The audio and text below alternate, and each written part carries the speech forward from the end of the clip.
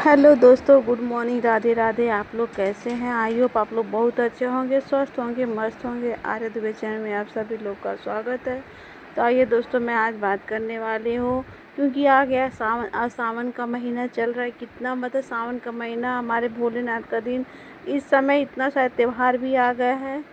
अभी तो त्योहार बीते ही रहा था कि आ गई है हरियाली तीज।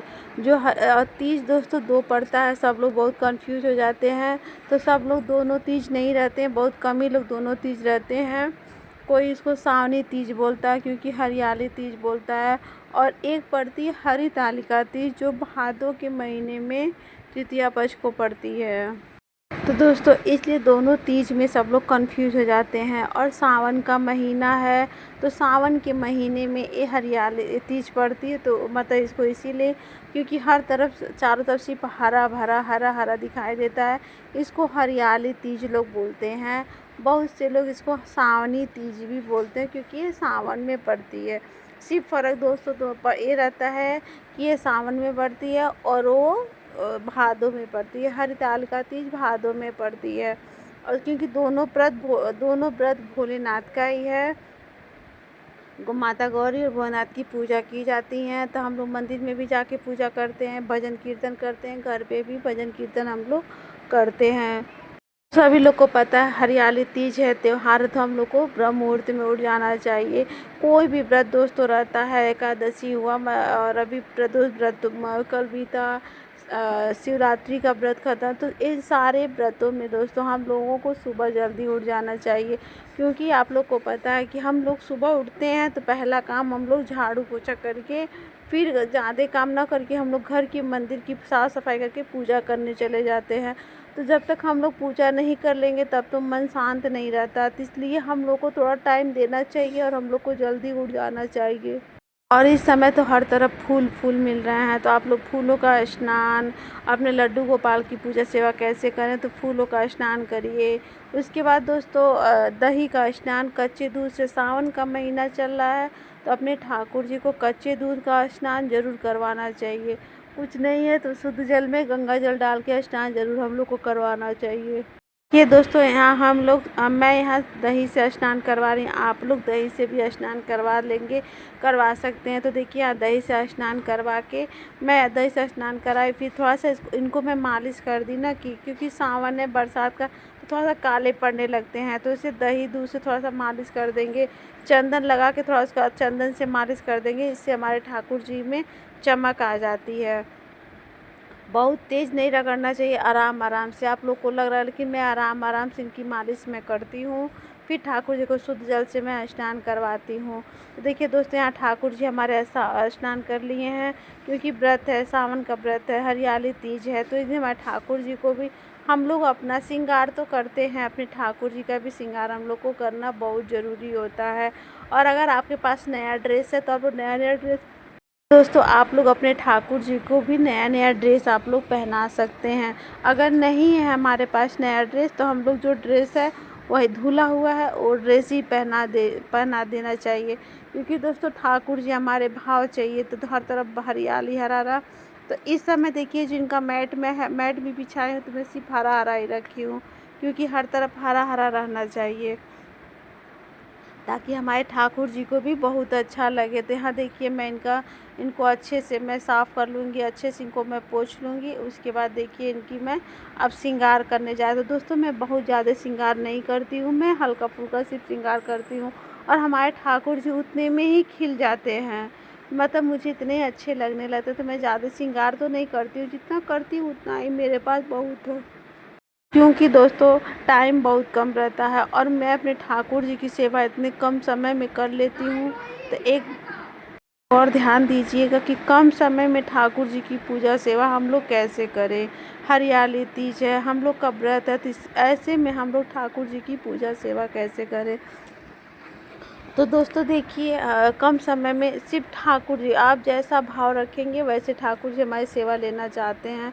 मैं जब तक मैं करती हूँ, मैं फास्ट काम नहीं करती, मैं जल्दी नहीं पूजा कर ठाकुर जी की स्नान में पूजा में हम लोग को जल्दबाजी भी नहीं करनी है, लेकिन हम लोग एकदम आराम से नहीं करते हैं। देखिए दोस्तों, यहाँ मैं ठाकुर जी का स्नान हो गया है। मैं इनका इत्र सेवा, क्योंकि इत्र ज़रूर अपने ठाकुर जी को लगा, इत्र से थोड़ा मालिश हम लोग ज़रूर करना चाहिए। तो दोस्तों देखिए, हम लोग इत्र से इनकी सेवा कर दिए। और ठाकुर जी के मतलब होता है इत्र सेवा, चंदन सेवा, पंचामृत से स्नान, ये सब हम लोग को सावन के महीने में ज़रूर देना चाहिए। हम लोग दोस्तों, अगर हमारे पास टाइम नहीं है तो मैं हर दिन मैं पंचामृत अगर नहीं बना पाती हूँ तो मैं किसी दिन दोस्तों दूध से स्नान करवा देती हूँ, किसी दिन दही से स्नान करवा देती हूँ, किसी दिन शुद्ध जल और गंगा जल से स्नान करवा देती हूँ, किसी दिन चंदन सेवा कर देती हूँ। मैं ऐसे जितना मेरे पास टाइम रहता है सुबह का, मैं वैसे उतना कर देती हूँ। फिर दोस्तों आराम से मैं इनकी सेवा करते रहती हूँ। क्योंकि और हरियाली तीज है, तीज दिन तो फिर हम लोग का व्रत भी रहता है, तो थोड़ा-सा होता है थकान भी लगता है। तो सुबह का टाइम में तो थकान नहीं लगती, थकान हम लोगों को शाम के टाइम में लगता है। तो क्योंकि गर्मी बहुत ज़्यादा है, प्यास भी लग सकती है, तो प्यास भी लगती है, तो इसलिए हम लोगों को बहुत ज़्यादा बोलना नहीं रहता है कि और मतलब हम लोग को बहुत ज़्यादा बोलना रहे, क्योंकि इससे क्या है, प्यास लगता है। दोस्तों हम लोगों को हरियाली तीज है तो हम लोग को पूरा श्रृंगार ज़रूर करना चाहिए। और पड़ रहा है रविवार, तो दोस्तों पूरा श्रृंगार मतलब मेहंदी से लेके हम लोग को 16 श्रृंगार बोला जाता है, हम लोग को 16 श्रृंगार ज़रूर करना चाहिए। इससे क्या होता है कि हमारे मतलब प्रभु भी प्रसन्न होंगे, माता रानी भी, गौरी माता भी प्रसन्न होंगी, हमारे ठाकुर जी को भी अच्छा लगेगा और हमारे घर परिवार को भी बहुत अच्छा लगेगा और हमारे पतिदेव को भी अच्छा, क्योंकि ये हमारे माता गौरी और भोलेनाथ का व्रत है और अपने पति के लिए, लंबी आयु के लिए सब लोग व्रत रखते हैं। और 24 घंटा पानी नहीं पीना रहता है, तो इसलिए हम लोग बहुत ज़्यादा बोलना नहीं रहता है। श्रृंगार करके बहुत मतलब सुबह से शाम तक बहुत अच्छा लगता है।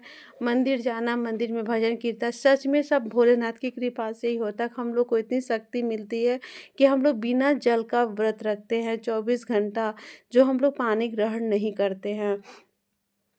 तो दोस्तों आप लोग को एक बात और बताएं, हम लोग को पूरा श्रृंगार ज़रूर करना चाहिए।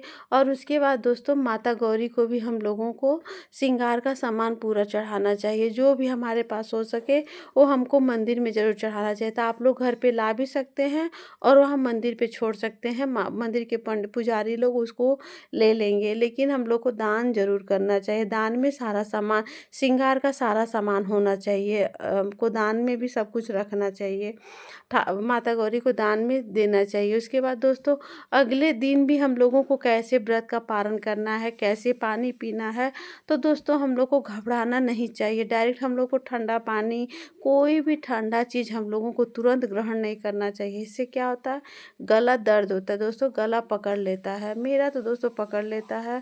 दोस्तों जब अब तो मुझे कई साल हो गए व्रत रखते, शादी को इतने साल हो गए व्रत रखते, तो इसलिए थोड़ी सी आदत पड़ गई। जब शुरू शुरू में दोस्तों था, पहला व्रत था, तो दोस्तों बहुत मन मतलब अजीब हो जाता था व्रत रखने पर, सच में दोस्तों हिम्मत नहीं रहती थी, लेकिन हमारे गौरी माँ के आशीर्वाद से सब कुछ अच्छे से बीत गया।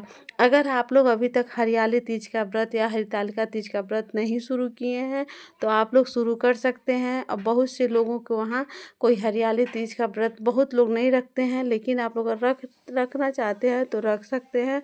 और हरितालिका तीज का भी व्रत हम लोगों को ज़रूर करना चाहिए। अभी तक जो लोग शुरू नहीं किए हैं उन लोगों को शुरू कर लेना चाहिए। हरियाली तीज और हरितालिका तीज दोनों तीज एक ही है, सिर्फ फ़र्क है अलग अलग मंथ में पड़ता है।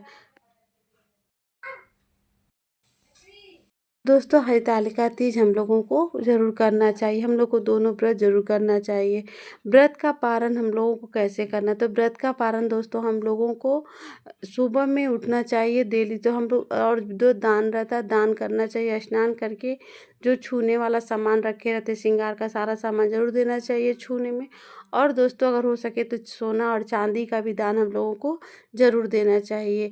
आटा का भी दान, आटा में सारे मतलब होता है ना, एक सीधा जो बोला जाता है, हम लोग अपने बोलते हैं सीधा, तो एक लोग के, एक ब्राह्मण के खिलाने की मतलब पूरा सामान हम लोग को दान ज़रूर करना चाहिए। फल का भी दान ज़रूर देना चाहिए।